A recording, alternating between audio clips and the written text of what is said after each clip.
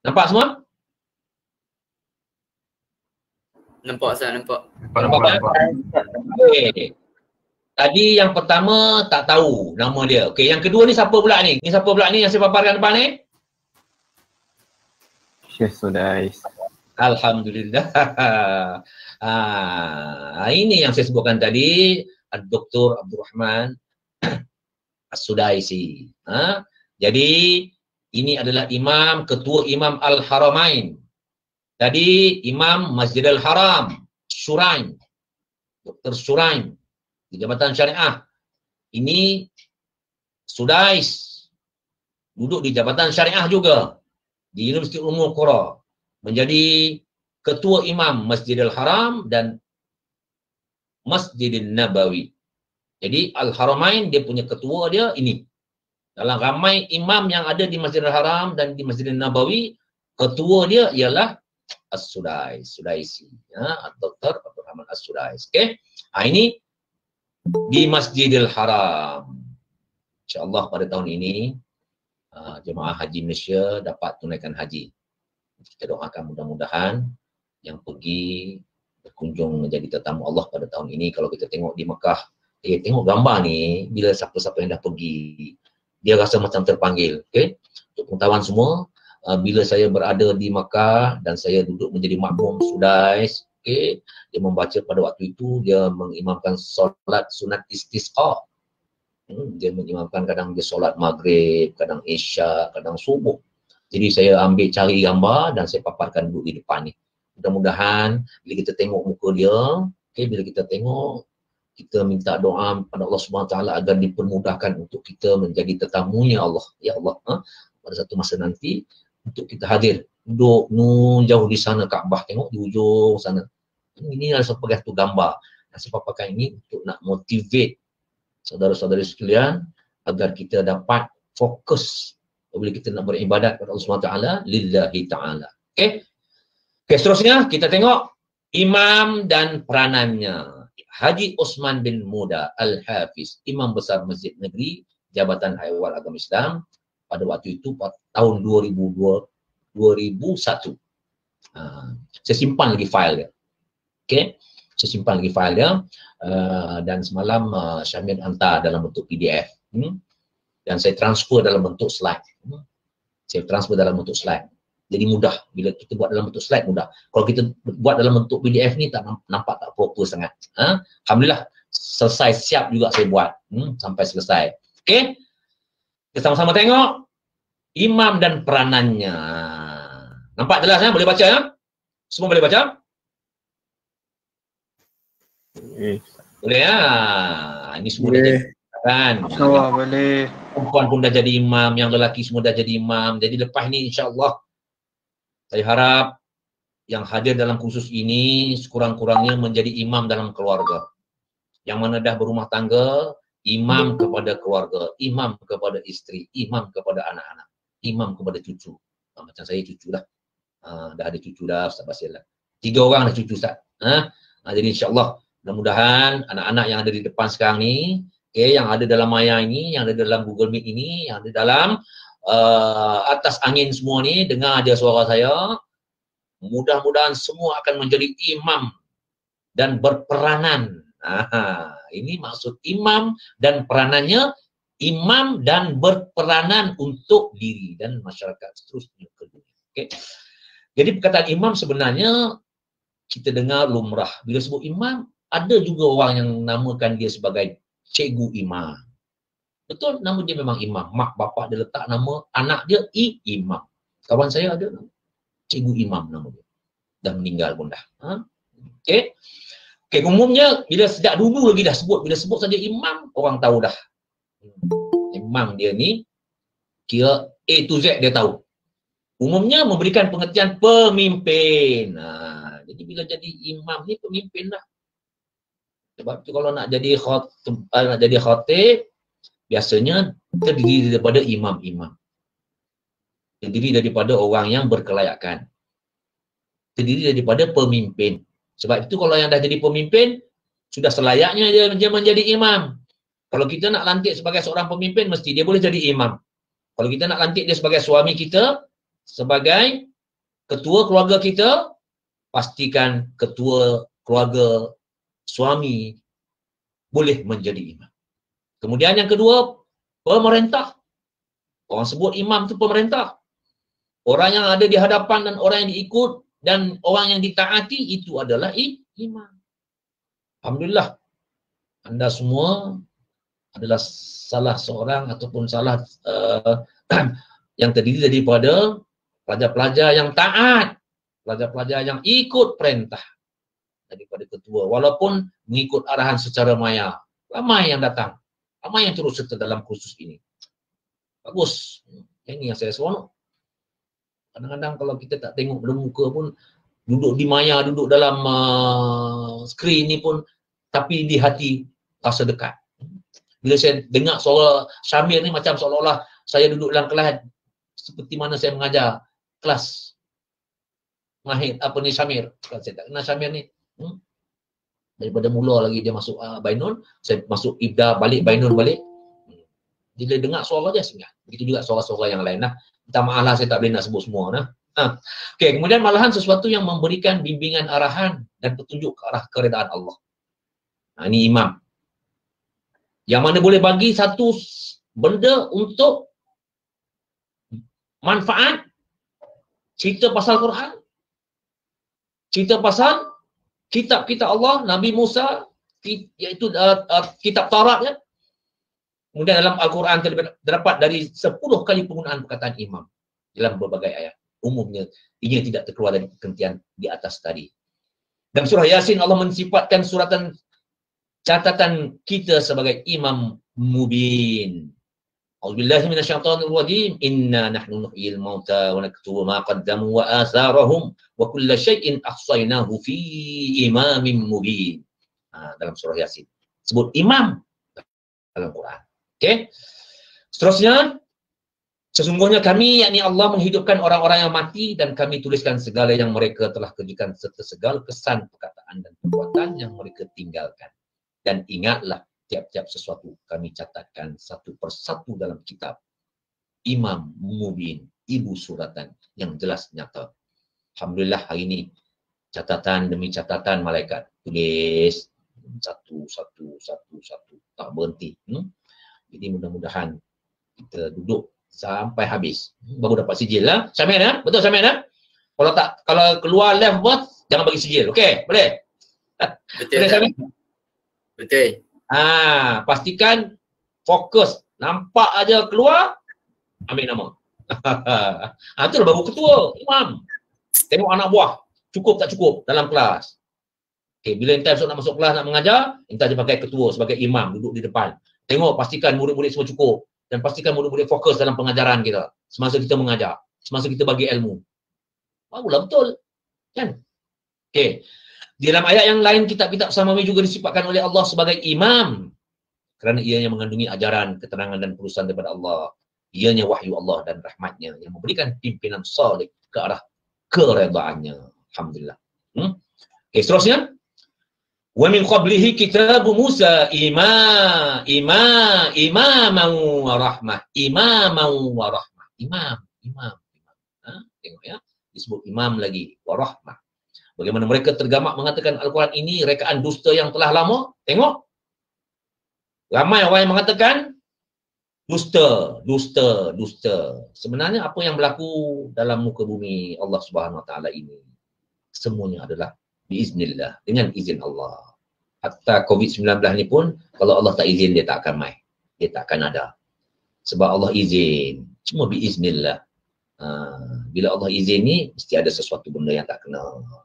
Mungkin ada satu benda yang kena. Kena dan tak kena ni lumrah alam.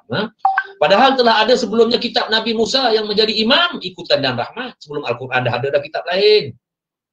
Tak ada kitab lain dah ada turun dah. Tetap dusta macam tu jugalah. Tetap juga tak percaya dengan apa yang Allah kehendaki. Okey, imam mubin juga dimaksudkan oleh Al-Quran sebagai jalan yang terang nyata. Firman Allah SWT, "Fantaqamna minhum wa innahuma li'imamin mubin." Tengok, imam lagi disebut, kami membalas kezaliman mereka itu dengan azab yang membinasakan dan sesungguhnya kedua-duanya itu terletak di jalan yang terang. Ni, bila sebut imam, dia mesti tunjuk benda yang elok kepada bawah pimpinan dia. Kita kena yakin dengan imam kita, dia tak akan bawa anak buah dia ke lembah durjana, ke lembah binasa. Dia akan bawa anak buah di bawah pimpinannya ke syurga. Itulah yang dikatakan imam. InsyaAllah. Okay, dalam ayat lain Allah SWT menerangkan bahawa imam ialah orang yang memimpin, memerintah di hadapan dan menjadi ikutan sama ada ke jalan yang benar, hak atau ke arah neraka dan dosa. Jadi kita tak mau jadi pemimpin yang bawa kepada neraka. Kita nak menjadi pemimpin yang membawa kepada syurga. Kalau nak jadi imam tu baca dengan bagus. Kita tak mau membaca ayat bila start Bismillahirrahmanirrahim, dia tidak nampak satu ketegasan dan kesungguhan dengan menyebut nama Allah. Bismillahirrahmanirrahim. Jadi macam mana kita nak confident dengan imam? Bila baca bismillah pun dah tak apa nak elok. Tak apa nak betul.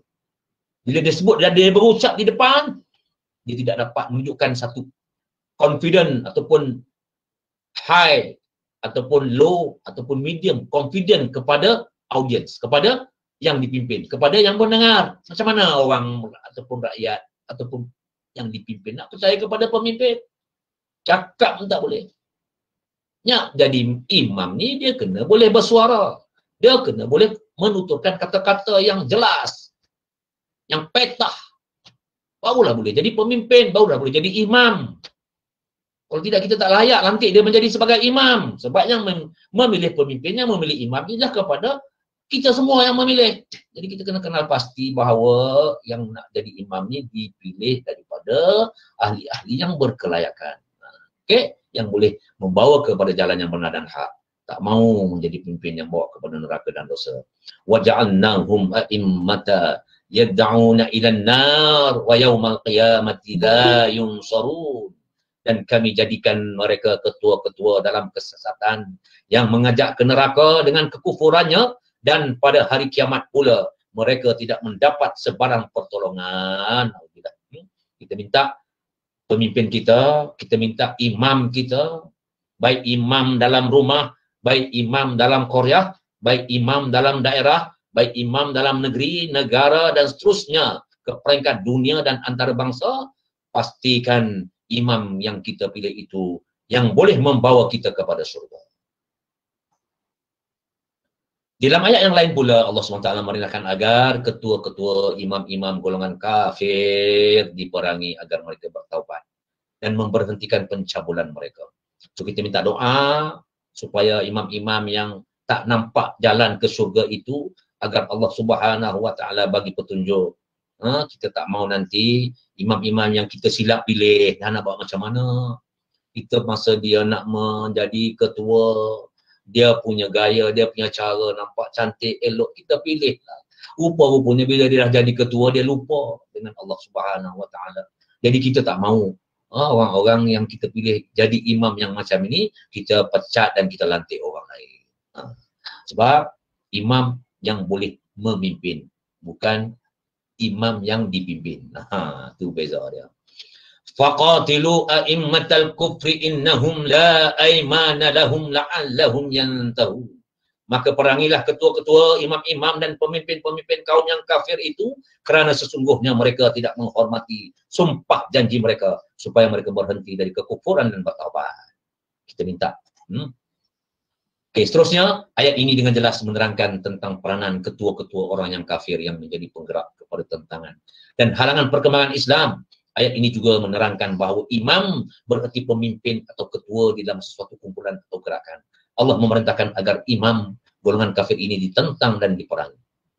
Al-Quran juga menyatakan bahawa peranan imam adalah memimpin ke arah keredaan Allah, menjadi pewaris nabi-nabi dan membimbing umat manusia agar patuh dan taat kepada perintah Allah Subhanahu Wa Taala. Wa ja'alna minhum a'immatan yahduna bi amrina lamma sabaru wa kanu bi ayatina yuqinun. Dan kami jadikan daripada kalangan mereka beberapa pemimpin yang membimbing kaum masing-masing kepada hukum agama kami. Selama mereka bersikap sabar dalam menjalankan tugas itu, serta mereka tetap yakin akan ayat-ayat keterangan kami. Ayat ini walaupun ianya menceritakan tentang kaum Nabi Musa, namun dapatlah diambil iktibar bahawa Allah akan melantik daripada kalangan orang yang beriman. Allah tak akan pilih orang yang tak beriman. Allah akan selamatkan agama ini. Agar menjadi imam kepada golongan mereka untuk menjadi pemimpin mereka. Jangan risau, jangan khawatir. InsyaAllah, Allahumma ana, inna Allah ma'ana. Sebab itu kita kena ingat dan kita kena yakin sebenarnya Allah bersama-sama kita.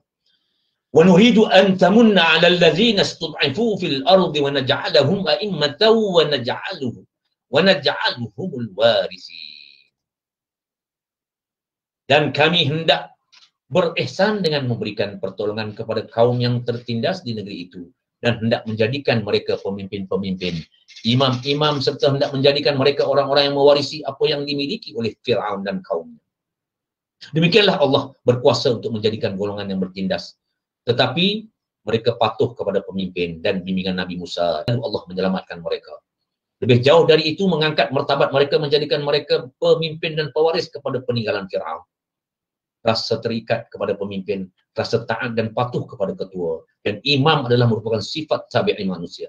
Dan demikian Islam memerintahkan agar kita memilih imam yang benar, pemimpin yang jujur, ketua yang bukan hanya ditaati, tetapi juga dijadikan ikutan. Kadang-kadang kita taat ada kerana-kerana, tapi bukan hanya kerana-kerana, tetapi bila kita taat tu betul-betul lillahi ta'ala, contoh dan teladan ke arah keredaan Allah.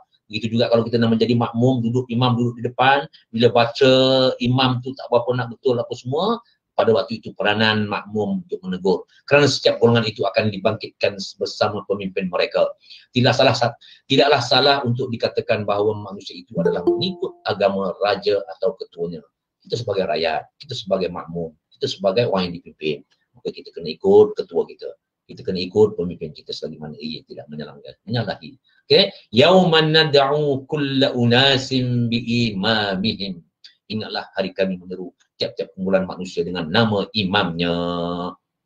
Pentingnya imam. Alhamdulillah hari ini dapat kita adakan khusus imam. Sebenarnya perkataan imam itu luas. Bukan hanya setakat di masjid. Bukan hanya setakat di surau. Bukan hanya setakat menjadi imam solat. Imam itu sebenarnya merangkumi semua. Sebab itu pastikan siapa-siapa yang nak jadi ketua nanti, dia boleh menjadi imam, dia boleh menjadi bilal, dia boleh menjadi khatib. Okay? Setelah Allah menerangkan perihal anak-anak Adam di dunia, diterangkannya pula perihal mereka di akhirat, di mana mereka akan disuruh atas nama imamnya. Bolehlah dikatakan yang dimaksudkan dengan imam itu ialah memimpinnya. Ayat ini dengan jelas menerangkan tentang besarnya peranan seseorang imam itu, ianya mencorakkan dan menentukan nasib pengikutnya di dunia dan di akhirat. Dalam ayat yang lain juga Allah SWT telah menerangkan bahawa Nabi Ibrahim adalah imam yang menjadi keikutan. Imam dalam erti kata yang sebenar. Wa idzi batala Ibrahim rabbuhu bikalimatin fa'tammahunna qala inni ja'iluka lin-nasi imama qala wa min dzurriyyati qala la yanalu 'ahdiz zalimin. Dan ingatlah ketika Nabi Ibrahim diuji oleh Tuhannya dengan beberapa kalimat, suruhan dan larangan, maka Nabi Ibrahim pun menyempurnakannya. Setelah itu Allah Subhanahu wa taala berfirman, sesungguhnya aku melantikmu menjadi imam, pemimpin ikutan bagi umat manusia. Nabi Ibrahim pun mohon dengan berkata, ya Tuhanku, jadikanlah juga daripada keturunan pemimpin-pemimpin ikutan. Allah berfirman, permohonanmu diterima, tetapi janjiku ini tidak akan didapati oleh orang-orang yang zalim. Kita tak mau jadi daripada kumpulan orang zalim. Okay, ayat ini menceritakan permohonan Nabi Ibrahim diperkenankan oleh Allah, iaitu melantik orang-orang beriman lagi soleh daripada keturunannya menjadi imam. Nampak? Nah, bukan sekarang saja. Pada sebelum Nabi Muhammad lagi, untuk melantik, untuk memilih pemimpin itu cukup teliti. Sampai Allah peringatkan supaya kita memilih yang nak menjadi imam, terutama sekali imam solat.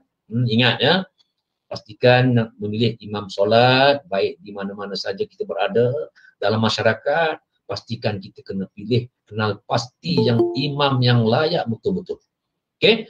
Tetapi Allah SWT dengan telah menyatakan bahawa tidak semua mereka itu layak menjadi imam. Walaupun mereka itu keturunannya orang-orang yang zalim, kufur dan derhaka daripada keturunannya. Nampak? Allah SWT guide dah. Hambanya untuk nak jadi imam ini bukan sembarangan. Dan tidak layak memegang jawatan yang mulia itu kerana orang yang demikian keadaannya tidak layak menjadi pemimpin dan tidak dapat menjadi contoh yang baik kepada pengikut-pengikutnya. Okey, kita tengok pelajar-pelajar, alhamdulillah di Bainun, bila PKP ni tak nampak lah dari sudut nak menyalahi disiplin, langgar disiplin, tak pergi surau, tak pergi solat jemaah, tak nampak dah. Okey, semua ada di rumah. Tu dia punya hikmah dia lah. Kalau tidak jenuh. Kalau tidak jenuh, duduk keriau dekat asrama, pergi naik seorang-seorang, ketua blok, ketua para cek satu-satu bilik. Ya ke? Cek. Ya ke ada yang buat macam tu? Tapi sekarang ni tak ada dah berlaku keadaan yang sedemikian. Sebab masing-masing duduk di rumah, sendiri-sendiri. Pun tak boleh nak pergi surau, pun tak boleh nak pergi masjid. So sembahyang di rumah. Okay? Ini hikmah dia supaya kita jadi imam kepada keluarga, supaya kita menjadi imam mungkin yang dah bernikah dan berumah tangga kepada isteri. Okay? Dan menjadi contoh yang baik. Dasarkan ayat ini adalah jelas bahawa imam banyak hanya layak bagi mereka yang tidak zalim. Yang zalim jangan nanti jadi imam. Yang sombong jangan. Cakap banyak, kufur fasik, jangan nanti dia jadi imam. Jawatannya mulia itu adalah bagi orang yang layak, yang soleh, okay? Dan amanah. Imam adalah pemimpin yang menjadi contoh dan ikutan dalam urusan dunia dan agama. Bukan hanya dia menjadi urusan dalam perihal ataupun dalam urusan agama saja. Bahkan dia boleh menjadi ketua, boleh menjadi orang yang diharapkan untuk urusan dunia. Okay? Masyarakat dan negara. Itulah imam namanya. Bagi kita, imam teragung kita ialah baginda Rasulullah sallallahu alaihi wasallam. Wallazina yaquluna rabbana hab lana min azwajina wa dhurriyyatina qurrata a'yun waj'alna lil muttaqina imama. Dan juga mereka yang diridai Allah itu ialah orang-orang yang berdoa dengan berkata, wahai Tuhan kami, beroleh isteri dan zuriat keturunan kami, ya Allah, yang menyukakan hati kami melihatnya. Kami tengok anak-anak kami tengok zuriat kami, jadikanlah kami imam ikutan bagi orang-orang yang mahu bertakwa, ya Allah. Ini doa yang jangan putus-putus kita minta doa Allah Subhanahu Wa Taala supaya Allah kurniakan. Bila kita tengok isteri, bila kita tengok anak, bila kita tengok makmum, kita rasa sejuk dan kita rasa seronok dan kita rasa macam rugi kalau aku tidak dapat memimpin dengan baik. Itulah peranan imam. Okay, ya? Saudara-saudara sekalian, setakat ni faham tak? Boleh tak agak-agak jadi imam lepas ni?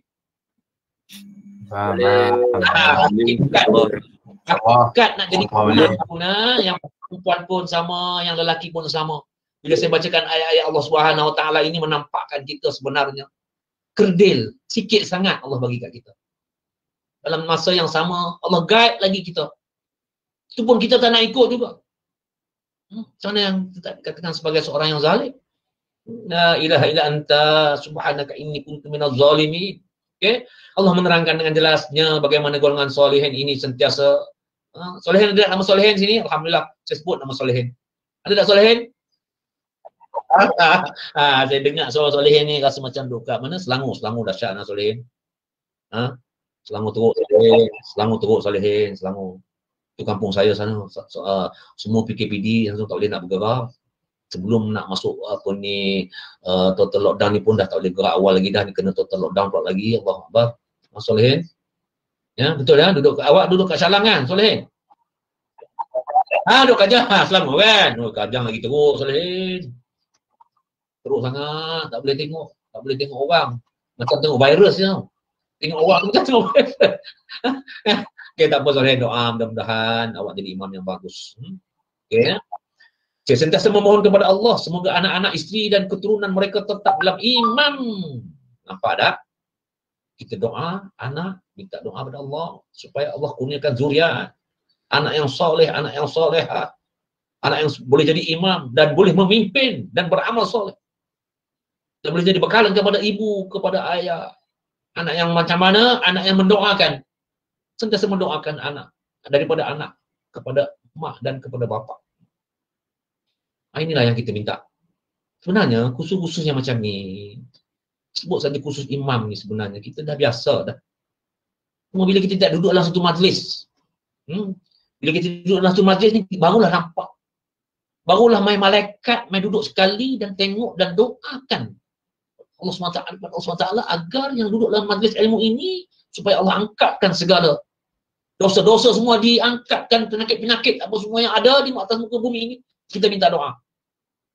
Kita minta para malaikat yang duduk sekali duduk dalam majlis ilmu kita pada hari ini. Dia duduk dalam Google Meet cuma tak nampak. Malaikat pun dia reti, dia nampak, dia tahu semua ni yang duduk dalam majlis ilmu ini adalah kawan aku, malaikat kata. Dan mereka juga bermohon supaya semoga mereka sendiri diberi ilmu yang luas dan diberi taufik untuk mengerjakan kebajikan sehingga dapat menjadi imam. Ikutan dan contoh yang baik bagi orang-orang yang mahu memelihara dirinya daripada larangan Allah, dan mereka adalah golongan yang bertakwa. Itulah khatib sebut ittaqullah, termasuk dalam rukun. Jika seorang itu berharap, berdoa dan berusaha agar menjadi imam kepada orang-orang yang bertakwa, berarti ianya sendiri akan lebih takwa daripada makmum dan pengikutnya. Nak jadi imam ni mesti lebih takwa daripada makmum. Sebab tu nak jadi imam, semua ada dekat dia. Dari sudut bacaan dia, dari sudut tajwid dia, dari segi sudut Quran dia, dari sudut muka dia, dari segi watak dia, dari segi personality dia, dari segi fizikal dia. Semua ada dekat dia. Itu yang dikatakan imam secara keseluruhannya. Baru kita masuk imam di dalam Islam. Okey? Seterusnya dari kenyataan di atas, Al-Quran telah menyebut perkataan imam lebih dari 10 kali dalam Al-Quran tadi, memberi pengertian luas. Namun demikian penggunaan perkataan imam dalam Islam bermaksud orang yang menjadi pemimpin dan ketua, contoh dan ikutan ke arah keredaan Allah. Okey? Bagi Islam, imam teragung mereka ialah baginda Rasulullah SAW. Okey, dah 45 minit dah kita berlalu. So, masa berapa jam? Samin? 2 jam ya? Ya, Ustaz, 2 jam. InsyaAllah ya. Nanti lagi 15 minit nanti kita ambil take 5 sekejap ya. Lagi 15 minit. Kita boleh dan kita teruskan lagi sikit ya. Okey ya? Take 5 sekejap nanti 2 minit. Okey. Jadi, imam yang paling agung ialah Rasulullah SAW. Ingat. Apa yang Rasulullah sebut, apa yang Rasulullah sarankan dalam hadis, semua kita kena ikut. Sebab dia adalah imam, sebab Rasulullah, sebab baginda Rasulullah SAW adalah imam yang teragung. Innaka la'ala khuluqin azim. Peranan imam dalam Islam telah diperlihat dan dipraktikkan oleh Rasulullah SAW. Baginda menjadi imam pada masa perang dan damai, dalam sembahyang, di luar sembahyang, dalam solat dan di luar solat, dalam pemerintahan dan di medan perang, semua. Yang demikian imam berarti pemimpin dan ikutan pemerintah dan panglima perang. Panglima perang. Sebab itulah bila Rasulullah memegang tongkat, memegang panah busur, panah tu sebagai tongkat bila berkhutbah, dia nampak dan dia kenal orang-orang yang munafik di depan tu siapa dia, dipanggil seorang-seorang. Ada imam yang jenis tu kat lah ni, khatib tengah-tengah duduk atas mimbar tu, dia panggil seorang-seorang, dia panggil seorang-seorang tu, ni muka munafik, ni muka munafik, tu muka munafik. Okey, tu yang kita cukup seriau. Tengok-tengok khatib hari ni siapa dia, tengok kalau nampak agak-agak, itu kita bimbang lah. Sebab tu kita kena jaga diri kita. InsyaAllah kalau kita jaga semua, contoh macam lah, kita jaga SOP, ikut pakai litup muka, penjarakan kena jaga, barulah imam tak marah. Ni kadang-kadang tak pakai litup muka, kena saman, bukan sikit-sikit, 1,500, 2,000, banyak tu. Dapat duit, cari, senang je bagi. Tapi tak apa, niat bantu kerajaan, dapatlah pahala. Okey, seterusnya, tidak wujud dualisme dalam kepimpinan. Tak mau duduk di apa orang panggil double standard. Peranan sebagai imam dalam Islam ialah telah beralih kepada Sayyidina Abu Bakar, Sayyidina Umar, Sayyidina Uthman dan Sayyidina Ali. Selepas wafatnya baginda SAW, itulah dia punya hierarki imam. Satu sampai lah ni yang disebut sebagai imam keluarga, imam Korea, imam daerah, imam negeri, imam negara.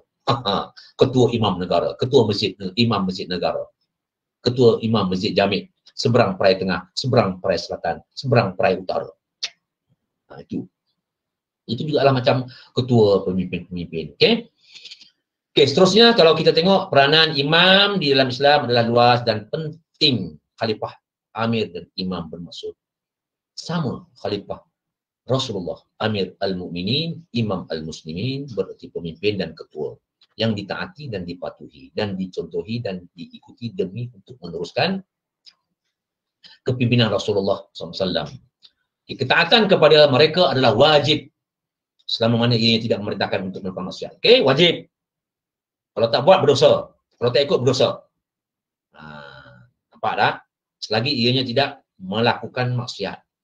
Kalau pemimpin suruh buat maksiat, kalau imam suruh buat baca pelik-pelik, makmum kena mufarakah. Dengan lunturnya iman umat Islam dan jauhnya mereka dari zaman Rasulullah SAW dan Khulafa' Rasyidin, maka semakin kerdillah peranan imam dalam masyarakat Islam golongan sunnah. Natijahnya hari ini imam berarti orang yang mengetuai solat, sama ada solat Jumaat, solat fardu, solat sunat ataupun solat jenazah dan seterusnya. Okey, itu adalah imam yang dimasukkan secara spesifik. Okey, peranan imam dalam masyarakat Islam. Okey, ini kita teruskan ya. Kita cepatkan sikit. Okey. Semua dah tahu yang saya sebutkan tadi, okey. Okay, kemudian imam masa kini sekarang ni imam pun dah makin sikit dan makin kurang, okey. Dan melambangkan kemerosotan. Orang-orang nak cari jadi imam pun dah susah dah. Sebab kita nak suruh duduk, kadang-kadang kita duduk dalam satu jemaah, nak solat jemaah sekali, tengok seorang tengok kanan, seorang tengok kiri, seorang tengok depan, seorang tengok belakang. Siapa nak jadi imam ni? Pernah berlaku kadang-kadang macam tu. Ni dah. So sekarang ni kalau kita tengok dalam umat Islam sebagai natijah peranan imam dalam masyarakat kita hari ini adalah terhad untuk menjadi imam sembahyang, pembaca khutbah, tahlil, doa selamat, sembahyang jenazah, juru nikah, mengutip zakat, mencegah maksiat dan seterusnya menjadi tumpuan masyarakat dalam hal-hal yang bersangkut paut dengan urusan keagamaan untuk mendapatkan pandangan dan nasihat. Yang anehnya, pandangan dan nasihat imam-imam ini boleh diterima dan ditolak. Ianya bergantung kepada sikap orang yang meminta nasihat itu sendiri. Demikianlah pengaruh dan peranan imam. Semakin kecil dan merosot. Walaupun demikian ianya masih ada. Jangan risau. Jangan risau. Allah akan ada juga dalam kumpulan yang dalam duduk ramai. Ada juga satu dua yang mencegah kemungkaran. Yang menyeru kepada kebaikan. Okey? Adalah menjadi tugas kita bersama untuk memulih dan mengembalikannya. Okay, peranan imam dalam sembahyang. Okey, bila kita sebut saja peranan imam dalam solat, tadi dalam pemimpin, tadi dalam keseluruhan, makna imam itu sendiri secara global. So, sekarang kita spesifikkan kepada solat pula. Yang disebutkan menggerakkan umatnya agar mendirikan solat berjemaah. Sebut saja imam, jangan tinggal solat jemaah. Pastikan kita walaupun PKP ni, carilah jemaah supaya kita dapat dirikan solat jemaah. Dan kita jadikan imam yang selayaknya duduk di depan. Kelebihan solat berjemaah ini dah banyak dah kita tahu dah. Dapat menghubungkan silaturahmi sesama muslim. Ini cerita sebelum PKP. Sekarang PKP ni jangan. Sebab tu muazzin sebut as-solat fi buyu, as-salatu fi buyutikum. Menimbulkan perasaan berkasih sayang, mendapat pahala yang lebih. Pahala berjemaah lebih dari 27 kali ganda daripada pahala sembahyang bersendirian. Okey. Allah merintahkan agar dirikan sembahyang berjemaah semasa ketakutan menghadapi musuh firman Allah Subhanahu Wa Taala. Kita cepatkan. Dan apabila engkau wahai Muhammad berada dalam kalangan mereka semasa perang, engkau mendirikan sembahyang dengan menjadi imam mereka, maka hendaklah sepuak daripada mereka berdiri mengerjakan solat bersama-samamu. Dan hendaklah mereka menyandang senjata masing-masing. Kemudian apabila mereka telah sujud, maka hendaklah mereka berundur ke belakang untuk menjaga musuh. Dan hendaklah didatangi pula puak lain, yang kedua yang belum sembahyang. Kerana menjaga musuh, maka hendaklah mereka sembahyang bersama-samamu. Ni nak cerita pasal orang sembahyang dalam perang pun berjemaah. Ikut giliran, jaga. Ini kan pula kita yang tidak berperang, duduk dalam keadaan sehat, walaupun duduk dalam PKP, duduk di rumah, tak ada siapa pun yang nak kacau kita. Pun tak boleh nak jadi solat jemaah. Malu kita dengan Allah SWT. Okey, apa ni kita kena ingat. Okey, seterusnya kalau kita tengok dalam ayat yang seterusnya di situ tentang berjiran dengan masjid, dalam masjid banyaklah lagi hadis yang memerintahkan supaya mendirikan solat berjemaah. Banyak hadis. Supaya kita dirikan solat berjemaah sepanjang hidup Rasulullah SAW. Tak pernah Rasulullah dirikan solat secara bersendirian. Ada ulama yang mengatakan sembahyang berjemaah ini adalah fardu ain, ada yang mengatakan fardu kifayah, dan ada yang mengatakan sunat muakkad. Walau bagaimanapun, jika ada golongan yang menghalang mendirikan jemaah, mereka ini boleh diperangi kerana cuba merendahkan syiar Islam. Ini Allah tunjukkan sekarang ni, pihak kerajaan, pihak yang berwajib minta supaya hadkan untuk ke masjid, untuk ke surau. Sebab wabak. Bukan sengaja, bukan sebab untuk nak supaya kita menghalang orang solat berjemaah. Solat berjemaah di rumah pun tidak ada masalah.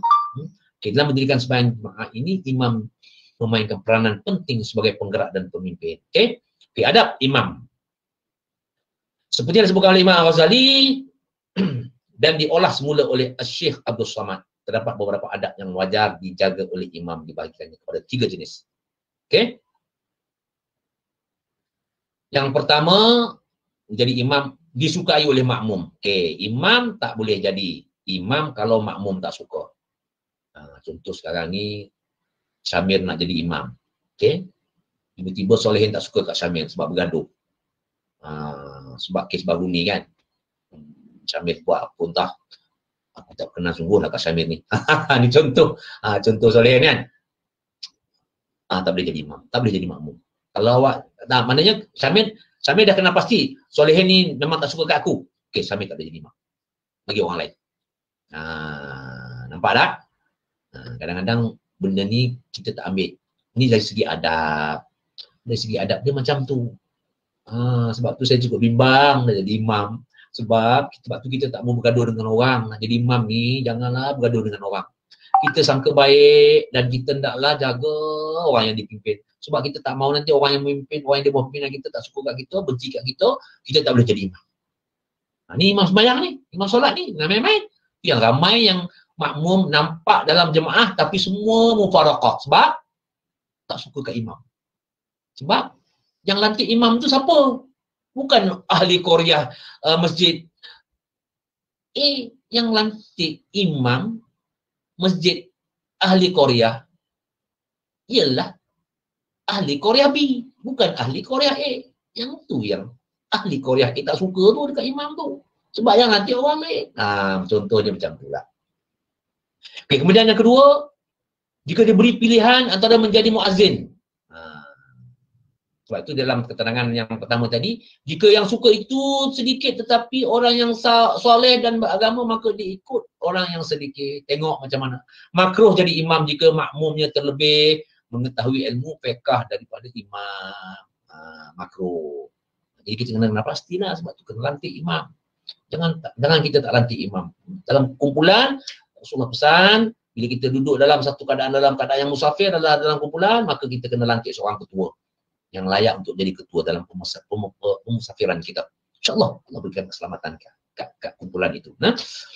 Atau bacaannya daripada imam, melainkan jika orang yang lebih itu enggan jadi imam, maka harus orang yang kurang itu jadi imam. Faham tak? Jadi kita tak mau nanti menolak itu hukumnya makruh. Yang kedua, diberi pilihan menjadi muazzin dengan menjadi imam, pilihlah menjadi imam kerana menjadi imam lebih afdal. Makruh menjadi muazzin dan imam dalam satu masa. Ada juga ulama berpendapat menjadi muazzin lebih afdal. Pulanglah. Jangan kita mungkin kalau dah tak ada sangat lah. Dialah jadi imam, dialah jadi bilal. Dah tak ada siapa. Yang ada semua orang-orang yang tak siuman. Contohnya macam tu lah. Jadi kita lah muazzin, kita lah imam. Ada juga yang berlaku macam tu. Dah jemaah tak datang. Jadi macam tu lah. Imam adalah melazimkan sembahyang di awal waktu. Dan jangan mentakhirkannya kerana menanti orang banyak berjemaah. Jemaah yang kecil di awal waktu lebih afdal daripada banyak pada akhir waktu. Tak mau. Waktu kita jangan tunggu lama sangat. Melainkan kalau di Masjid Nabawi, dia lajakkan sampai setengah jam, 15 minit. Sebab lepas solat ataupun azan subuh disunatkan ataupun ramai yang membaca Al-Quran selepas solat ataupun sunat subuh. Di Masjid Madinah memang dia akan lajakkan sikit dia lama. Itu juga di masjid-masjid, kalau di Malaysia, biasa di Masjid India, saya duduk KL dulu, di Masjid Pakistan, belajar. Saya duduk di Keramat masa tu, saya sempat lagi sembahyang solat ataupun solat subuh berjemaah di Masjid Pakistan di JPWP pada waktu itu, Jabatan Pendidikan Wilayah Persekutuan di Jalan Cokit masa tu. Di situ ada satu masjid India, Masjid Pakistan. Sempat lagi saya pergi. Dia lewatkan solat subuh. Okay, kemudian yang keempat, menjadi imam hendaklah ikhlas kerana Allah Ta'ala. Imam hendaklah menyempurnakan taharahnya dan segala syarat solat, menyucikan zahir dari segala hadas dan najis. So, dia bagi imam menyucikan batinnya dari segala maksiat, dosa besar dan dosa kecil. Nak jadi imam. Kemudian janganlah ia bertakbiratul ihram melainkan setelah membetulkan saf. Dapatkan saf, betulkan saf, istawu sufufakum, tadilu. Oleh Imam Masjid Haram, Masjid Nabawi. Sunat baginya berpaling ke kanan dan paling ke kiri. Kanan tengok, paling kiri. Kalau tak bersuara pun, kurang-kurangnya tengok. Makmum nampak kita. Agar dapat sambil mengarahkan agar saf diperbetulkan. So, sekarang ni sembahyang jarak. Kurang sikit lah tugas imam tu. Tak perlu lagi jarak-jarak. Tak mau, rapat-rapat, tak mau. Macam tu. So, sekarang kita tengok kiri kanan. Penjarakan ada berlaku. Macam tu. Beza. Okey. Kemudian sunat bagi imam menyaringkan suara. Suara imam kena. A'udzubillah minasyaitonirrajim. Okey. Kadang-kadang ada juga imam nak baca, sebelum baca Fatihah tu, dia baca a'udzubillah kuat. Janganlah. Terus bismillah. Kalau nak baca perlahan-perlahan. Kalau nak nyaring, bismillah, nyaring. Ini khilaf. Ada setengah yang tak baca bismillah. Terus, alhamdulillah. Kalau di Masjid Nabawi, Masjid Al-Haram, dia tak baca bismillah. Dia terus, ini imam. Kalau Imam Syafi'i rahimahullah, bismillah itu satu ayat daripada surah Al-Fatihah. Jadi, sunat bagi imam menyaringkan suara. Kalau memiliki suara yang sedap, suara yang nyaring, pada waktu itu imam berperanan menyuarakan suara yang baik, suara yang bagus. Bila kita dengar saja, kita sebagai makmum, imam baca Bismillahirrahmanirrahim. Dengar tu semangat. Bismillahirrahmanirrahim. Bismillahirrahmanirrahim. Bismillahirrahmanirrahim. Nampak tak? Setiap waktu imam baca bismillah dia lain-lain. Itu kita. Imam yang berperanan, yang menyaringkan suara. Yang betul-betul layak jadi imam. Bersuara di depan rakyat. Bersuara di depan pengikut-pengikutnya. Itulah imam yang selayaknya. Barulah betul. Ini kadang-kadang imam tak dapat nak pelbagaikan. Multitasking tak nak. Dia tidak multi. Dia tidak pelbagaikan dari sudut bacaan suara dia. Dari segi lagu dia. Sebab tu kena belajar taranum. Imam wajib belajar taranum. Sampai dapat. Kalau tidak, tak layak jadi imam. Ni ikut Ustaz Basil lah. Dah susah dah Ustaz. Mana nak cari Ustaz? Kena belajar. Bersungguh-sungguh, berusaha. Dapat sampai dapat. Tu yang keenam ini cukup penting. Dan dalam takbir semasa sembahyang, makmum janganlah menyaringkan suaranya. Ini dah kadang-kadang makmum sama naik dengan imam. Imam baca darah, dia pun nak baca darah juga. Sebaik tak bagi mic kat dia. Tidak haru. Sama naik dengan imam. Bismillah tu pun dah 10 kali. Okay, makmum janganlah menyaringkan suaranya. Mereka sekadar boleh dengar dengan sendiri. Okay? Jangan sampai kacau orang sebelah. Tapi sekarang ni alhamdulillah. Jarak tak dengar. Dia jauh. 1 meter kanan, 1 meter kiri. Jauh. Okay, sunat bagi imam berniat untuk menjadi imam supaya dapat fadilat jemaah. Makmum hendaklah bertakbir setelah imam melakukannya. Okay. Ini adalah perkara-perkara yang sepatutnya nak jadi imam. Okay, jam 10. So kita take 5. Syamil boleh Syamil ya? Ya Ustaz, boleh. Alhamdulillah, setakat mana yang saya sampaikan tadi ni agak-agak macam mana? Dapat tak sedikit sebanyak apa yang saya sampaikan ni? Okay. Kalau rasa macam ketinggalan, nota tu sebenarnya ada Syamil ya. Cuma dalam bentuk slide ni saya share dalam ni sajalah. Dalam bentuk yang nota yang Syamil ada tu, dalam bentuk PDF tu bolehlah bagi kat orang untuk nak share, sekurang-kurangnya dia boleh baca. Ambil barakah. Sebab saya dah minta izin dah dengan orang yang buat ni, dengan Imam Ustaz Osman Muda. Mudah-mudahan Ustaz Osman Muda doakan kita kita dapat baca dan kita panjangkan daripada hasil nukilan kertas kerja yang dibuat ni. Okey? Okey, kita rehat sekejap dan kita jumpa lagi pada 10 minit. Boleh ya? Dia sebelah 5 minit lah. 7 minit. Boleh Syamil kan? Sekejap. Boleh. Saya nak minum air sekejap. Boleh. Alhamdulillah. Okey, sambung. Okey, sambung ya. Boleh? Boleh Ustaz, boleh. Okey ya. InsyaAllah saya akan cepatkan aku sebab takut tak sempat. Saya akan cepat. Okey. Sekarang tadi kita pergi kepada tadi kita tengok di sini apa ni? Adab sebelum sembahyang Okey. Kemudian kita pergi adab dalam bacaan. Sunat bagi imam membaca doa iftitah dan ta'awuz. Doa iftitah kena baca. Paling tidak pun ringkas pun sampai wa'asilah. Okey, cukup. Kemudian baca ta'awuz perlahan-lahan, jangan baca kuat-kuat. Sama naik dengan bismillah tak mau. Kemudian sunat bagi imam membaca Fatihah dan surah dengan nyaring pada rakaat subuh, 2 rakaat pertama maghrib dan isyak, seterusnya. Okey, kemudian sunat bagi imam dan makmum menyaringkan amin. Amin. Jangan amin. A-nya banyak, minnya pendek. Tak mau. Amin. Waladdallin. Amin. Macam tu. Kita punya contoh bacaan dia. Jangan kita baca A tu panjang, min tu pendek. Jangan kita baca dol tu pendek, lin tu panjang. Waladdallin. Tak mau. Dia kena waladdallin. Nah, afdal. Okey. Okay, seterusnya sunat bagi imam diam selepas amin sekadar makmum baca Fatihah. Lepas amin jangan terus baca surah. Melainkan kalau tarawih lain. Sebab kalau tarawih kalau imam buat tunggu lama baca surah, memang alamatnya imam dengan Bilal sajalah ada yang tinggal. Kita ambil masyarakah juga dalam kes ni, dalam hal ini kita kena ambil kira makmum juga. Kadang-kadang kita digan benda yang sunat lebih daripada segalanya, kita lupa tentang masalah jemaah. Sebab kita duduk dalam solat berjemaah, bukan hanya ada imam seorang, sebab kita ada makmum, dan makmum bukan semua satu kepala dengan imam. Kadang-kadang imam ni dia baca seronok baca, makmum ni bila lah imam ni nak berhenti kan, dia main terlintah dalam kepala makmum. Okey, sunat bagi imam diam selepas baca surah sebelum rukuk, sekadar menceraikan membaca surah dengan takbir rukuk.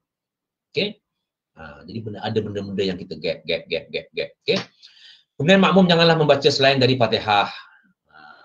Okey, tidak terdengar bacaan imamnya dalam sembahyang nyaring kerana jauh atau sembahyang sir perlahan, maka sunat baginya membaca surah. Mana kena baca surah, kadang-kadang baca senyap, tak tahu. Sebab tu kita yang makmum pun kena cerdik jugalah. Ni imam ni biasanya macam ni.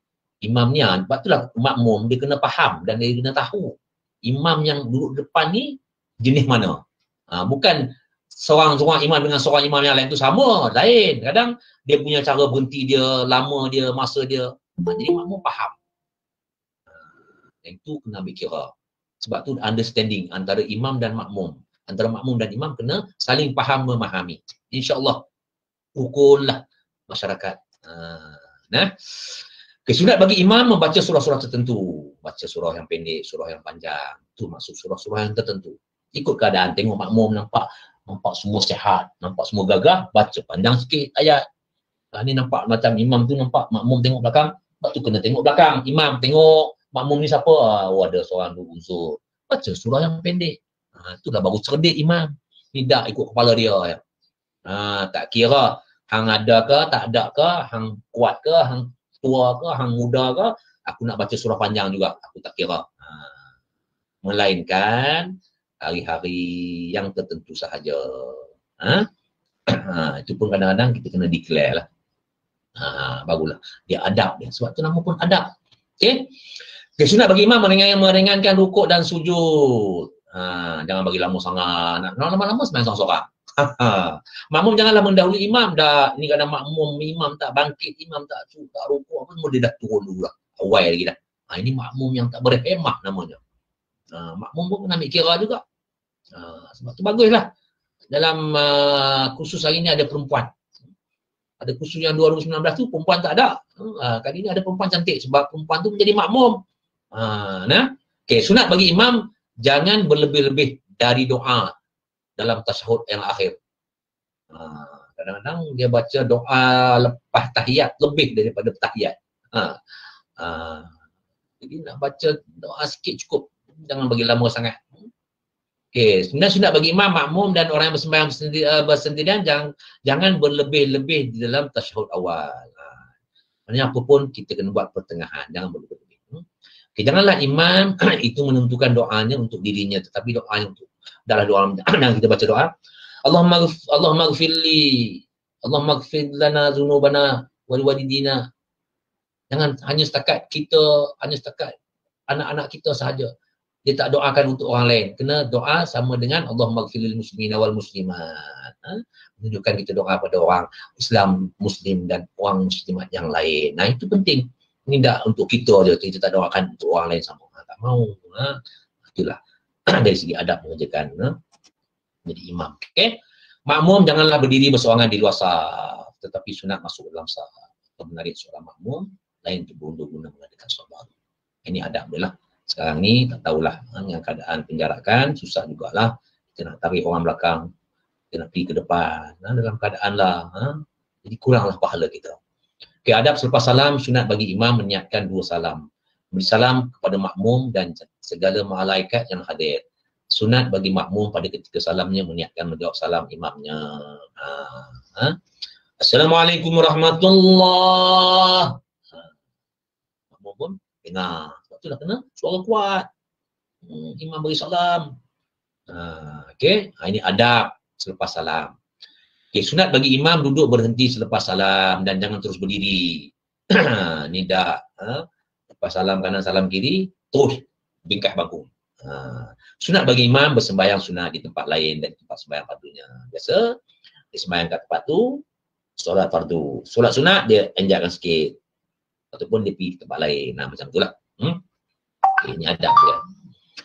Kemudian jika makmumnya perempuan, sunat bagi imam beredar setelah makmum perempuannya beredar. Ni dah bila perempuan ada belakang apa semuanya, jangan imam terus-terus pergi tengok belakang, tak mau. Okay, selepas salam, sunat bagi imam berpaling menghadap makmum. Tengok keadaan makmum. Kalau yang ada perempuan, tengok bagi lepas, tengok macam mana, agak-agak lah. Agak-agak. Biasanya imam tahulah. Sebelum dia nak jadi imam tu dia tengok jemaah dia. Macam mana perempuan dia ramai mana, jemaah dia macam mana. Itu tugas imam, itu tugas pemimpin. Dia tengok macam mana rakyat dia. Dia tengok macam mana makmum, keadaan makmum dia. Barulah dia boleh jadi imam. Dia nak baca surah panjang ke, nak baca surah pendek ke, nak baca nyaring ke. Kadang-kadang makmum dia tengok, imam ni sah baca kuat ni. Ringit telinga aku ni. Kita slowkanlah volume kita, imam. Barulah dia imam yang fleksibel orang panggil. Barulah betul. Okay, selepas salam sunat bagi imam berpaling. Okay, clear. Makruh bagi makmum berdiri sebelum imam berdiri. Ni kadang-kadang imam ni ini sebenarnya bergantung kepada keadaan makmum lah. Tapi makmum nak pergi kerja terus. Ni mesti ada hal lah tu. Tak ada masalah. Kalau tak ada hal apa-apa semua, kita duduk sekali dengan imam. Jangan kita duduk dalam satu majlis, ketua tak keluar lagi, kita dah keluar. Tu namanya kurang ajaran namanya tu. Maksudnya kurang adab. Sebab tu kalau dalam satu majlis, di dewan kuliah, guru tak keluar lagi, anak murid dah celapak nak pergi kantin. Itu kurang adab namanya. Begitu juga kalau dalam solat berjemaah, tengok imam. Kalau imam tu tengah duduk, apa semua tunggu. Nabi barakah. Sekurang-kurangnya kita jadi imam macam dia juga. Ini tujuannya. Makruh bagi makmum berdiri sebelum imam berdiri makmum. Bila makmum dan imam bangkit dan berjalan, bolehlah menuju ke arah yang dimasukkan. Jika tidak, hendaklah bangkit ke kanan. Ni diajar. Cara keluar kanan, keluar kiri, cara dia. Demikianlah adab imam sebelum, semasa dan selepas solat, seperti yang dinyatakan oleh Imam Al-Ghazali dalam yang diterjemahkan oleh Syekh Abdul Samad Al-Falim Bani. Okey. Cara memilih imam. Okey, ini yang saya sebutkan tadi. Dan kita ini boleh bacalah sebab ini banyak. Sebab tadi kita lebih kepada macam mana ini latihan kepada imam. Kalau latihan kepada imam ni, oleh kerana peranan imam ini penting dalam pentadbiran agama di kampung-kampung dan di mana-mana, dan yang juga merupakan ejen terpenting perkembangan Islam dan dakwahnya, maka mereka ini adalah diberi latihan dan pendedahan. Okey, ini latihan kepada imam penting. Sebab tu ada khusus imam macam ni kan. Ada khusus Bilal, ada khusus khatib. Ini sebenarnya penting sebab nak memimpin masyarakat. Kalau tidak lagi macam mana masyarakat nak ikut imam teruk kan? Kemudian imbuhan dan ganjaran. Ada di sini mengatakan ulama berpendapat bahawa tidak wajar malahan makruh mengambil upah menjadi imam kerana imam itu dalam menjalankan tugasnya dengan ikhlas. Di antara lain Syekh Abdul Samad menulis berdasarkan pendapat Imam Ghazali, hendaklah jadi imam itu kerana ikhlas bagi Allah Ta'ala. Ini yang dilantik jadi imam tarawih, jadi imam Jumaat, jadi khatib jemputan, jadi imam, jadi khatib, jadi segala-gala jemputan-jemputan ni kan ramai dulu sebelum PKP. Lah ni kurang sikit dah. Nampak tak? Nampak tak beza dia? Bergantung kepada niat individu itu sendiri. Kena ikhlas. Nampak ni? Jangan sampai nanti kita Allah Akbar ruginya lah tahun ini. Tarawih dah tak ada, dah kurang, dah imam tarawih aku tahun ini. Macam tu. Nampak sangat tak ikhlas? Dia nampak tang lain.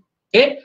Makna ikhlas itu sekiranya tiada mengambil ia akan upah atas jadi imamnya itu, dan jika mengambil rezekinya daripada masjid yang diwakaf atas orang yang jadi imam dalam masjid itu, atau mengambil rezekinya daripada sultan atau daripada seorang manusia, maka tiada hukumkan akan haram rezekinya itu, tetapi makruh. So bergantung pada nawa itu, bergantung kepada niat. Bila orang nanti jadi imam, kita niat nak ikhlas, nak tolong jemaah, nak pimpin jemaah menjadi makmum yang taat kepada pemimpin, yang taat kepada imam. InsyaAllah nampak dari segi duit tu, tak nampak dari segi imbuhan tu, tak nampak dari segi ganjaran tu. Kita nampak lillahi ta'ala. InsyaAllah yang imam dilantik. Semua macam tu. Okey, oleh kerana keadaan telah berubah, tidak lagi seperti pada masa lampau mana seorang imam itu bertugas secara sukarela dan tidak sepenuh masa. Tugas menjadi imam hanyalah tugas sampingan, dan imam tersebut mempunyai rezeki yang lain. Ni dulu ada, kan sekarang pun dah berubah dah. Dia ada imam tetap, ada imam sambilan, dia ada Bilal, semua ada dia punya imbuhan, ada dia punya ganjaran. Bergantung pada sistem pentadbiran masjid, bergantung kepada sistem pentadbiran qaryah, surau, macam kami di Taman Macam Manis, macam saya di Taman Macam Manis ni, kami lantik seorang imam hafiz dan kami bayar. Ada yang membayar untuk imam. Senang. Jadi tak penatlah tugas imam-imam yang menjadi imam. Okey, yang dah bekerja kadang-kadang balik penat. Bila imam dah lantik ni senang dah. Jadi tugas dia tak ada yang lain. Tiap 5 waktu sentiasa ada di surau, sentiasa ada di masjid. Okey. Okay, untuk mempertingkatkan prestasi imam-imam dan agar peranan mereka berkesan dan memenuhi harapan masyarakat, maka imbuhan cara hidup dan kebajikan mereka adalah yang berat. Demi untuk berlaku adil terhadap mereka dan masyarakat Islam seluruhnya. Masa telah berlalu di mana tugas ini dianggap tugas sambilan yang tidak memerlukan perhatian khusus. Jadi kesimpulannya, peran imam dalam Islam adalah penting dan luas. Marilah kita sama-sama berusaha agar imam-imam pada masa ini dapat melaksanakan tugas dan tanggungjawab mereka seperti yang dituntut oleh Islam secara berkesan dan berpengaruh. Imam adalah di hadapan memimpin dan membimbing ke arah yang diridai Allah, dan ianya bukan dipimpin dan dicorakkan oleh masyarakat. Okey? Jelas tentang imam? Setakat ni boleh nampak agak-agak layak tak kita jadi imam? Boleh. Layak tak kita jadi imam? Layak, insyaAllah. Alhamdulillah. InsyaAllah. Yang mana lelaki, yang mana perempuan, lepas ni praktik seperti mana yang saya sebutkan.